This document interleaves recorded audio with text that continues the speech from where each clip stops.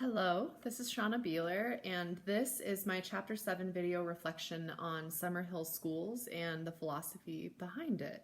This is really neat to look into.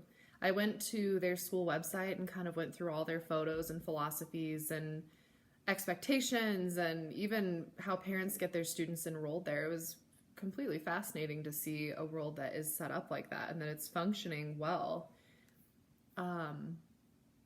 I started my paper with all crimes, all hatreds, all wars can be reduced to unhappiness, and that was a quote from A.S. Neal. I thought that was a really interesting take on that, so I wanted to include that. I think it's a good reflection of his iconoclastic views on education and why it was important to him to create a community in which children could be free from adult authority. And I think some people would be initially terrified by that idea where there's a school where students really have the freedom to be completely who they are. I think some people would be terrified of that, but I think when you separate children from the idea of adult authority, it encourages confidence and allows for more creativity. And when you explore that school, especially on their website, you can see that in the photos. It was founded in 1921, and it said at a time when rights of individuals were less respected than they are today.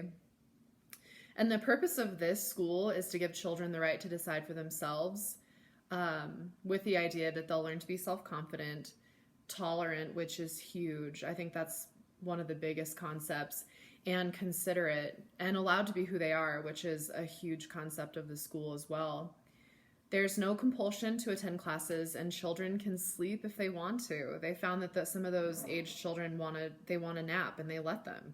And if they want a nap instead of go to that day's lessons, they do.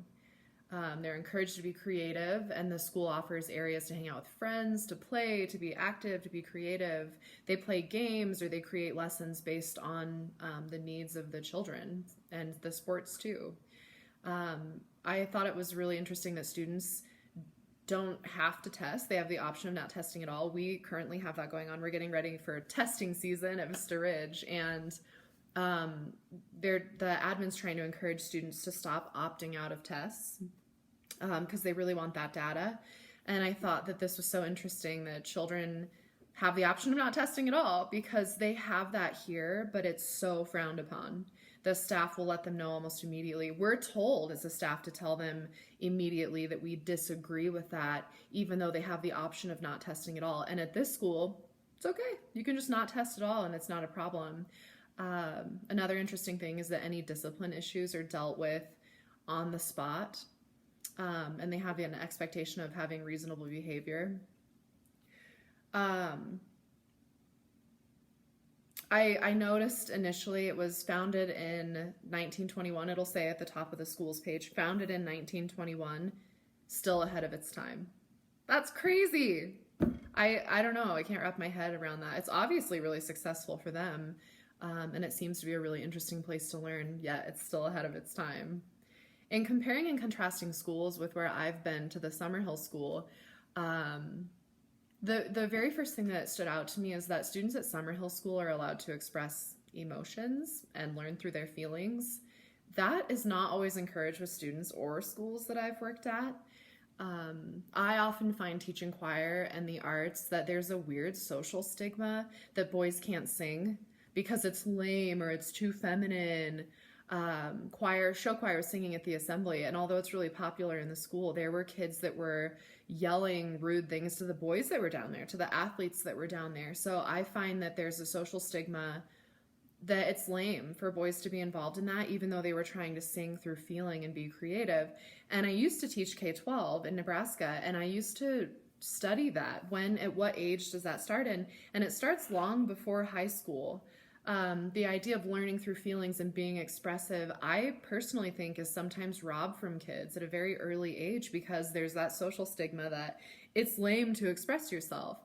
I just happen to teach something where I see that firsthand. We teach to feel that song through emotion and to sing through that emotion and to be expressive with that and what that sounds like and how that relates directly to sound. I'd be very curious to see at this school if they sing or they do something like that, because it might be really good. If that's widely accepted and that's the philosophy of that school, that might be really interesting to watch. That's a huge issue I have, is that stigma of being able to learn through feeling. Kids are scared of that for some reason. Another difference between Summerhill and where I currently work is that the staff do not use adult authority like we would use our discipline or assistant principal to solve problems. So at Summerhill, they're encouraged, if they have an issue, to work together or with an ombudsman to figure it out and solve the problem. And where I work currently, if there's a student issue, we don't solve it immediately. We have to call security. They come remove them from the class. Sometimes it's not immediate. They take them to the assistant principal, and then there's a consequence we're never really told about. Like, we don't really know how it was consequenced. That scares me a little bit, because we're like, how do we follow up on our end? But at Summerhill, the staff individually solve the problem or encourage the help of friends or that ombudsman. And I think that that's an amazing idea. I think it would encourage staff members to be problem solvers, which as a whole can only grow education. You're working together, you're working with that child to solve the problem too, which I personally think will grow your relationship with that child, instead of just saying, hey, come remove this kid. It encourages to fix issues instead of just removing the problem child. And it probably makes that kid feel like they're the problem child when they're removed, and maybe would retaliate more because of it, potentially. At Summerhill, the staff creates a watch list of students that might potentially have struggles relating to learning, and they're offered one-on-one instruction after that almost immediately. We have teachers in our building that will go above and beyond, and they'll offer one-on-one instruction. I think a lot of teachers would, but this building is designed for that. There's that watch list of students that are, and then they have immediate follow-up with that one-on-one instruction that's offered. It immediately allows those children to take ownership in learning, and they're given the opportunity to improve instead of slipping through the cracks and potentially impacting their self-esteem. One of my students in my class made the comment the other day that kids that fail initially don't stop to realize that failure isn't permanent. They're just pigeonholed into the reputation of being the dumb kid, and then they stop trying. But not because they're actually dumb. He said, I guess they just figured if they had that reputation anyway, they would just stop caring. That was really receptive of a student to kind of look at that. Like, if that's their reputation and they're pigeonholed there anyway, maybe they do just stop trying. But at Summerhill, learning deficits are dealt with immediately, which could potentially avoid the social stigma of being that kid that doesn't care or the dumb kid. I found that to be a really neat idea or philosophy of this school. The idea of teaching children tolerance by allowing all children to be themselves is completely remarkable, but not often followed in education. And I think that's completely the truth.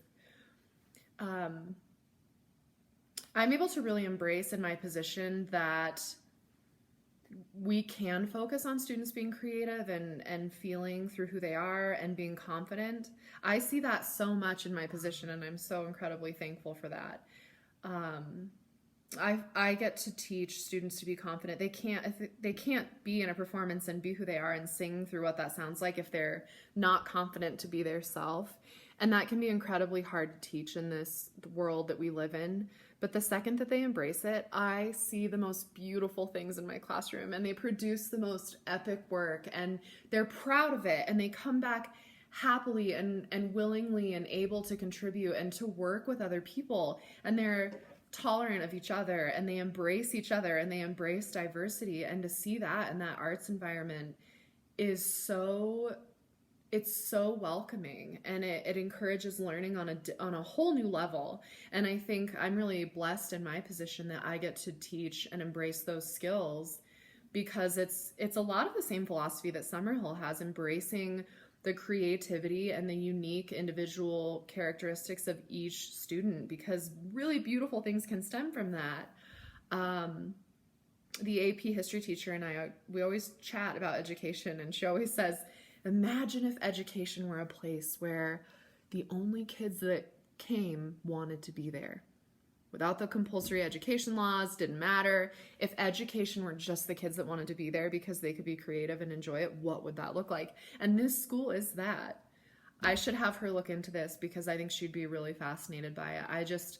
I personally fully support the idea of fostering creativity in students, because I firsthand have seen the most epic results come from that. And the growth over 4 years, from the time they're freshman to senior, they leave fully embracing who they are, and that creates taking an ownership in your own learning that can't really be replaced by anything else. It's not by sitting at a desk and feeling like you're the problem child and being removed and being and having that authority figure over you all the time. It really is exploring who you are individually, because the confidence that stems from that is really not replaced with anything else. We're not with those kids their whole life, following them around society and making sure they succeed. They're going to have to rely on their confidence and their own skills and embrace who they are. And those skills I just think are so important. And unfortunately, I think education is missing a lot of that.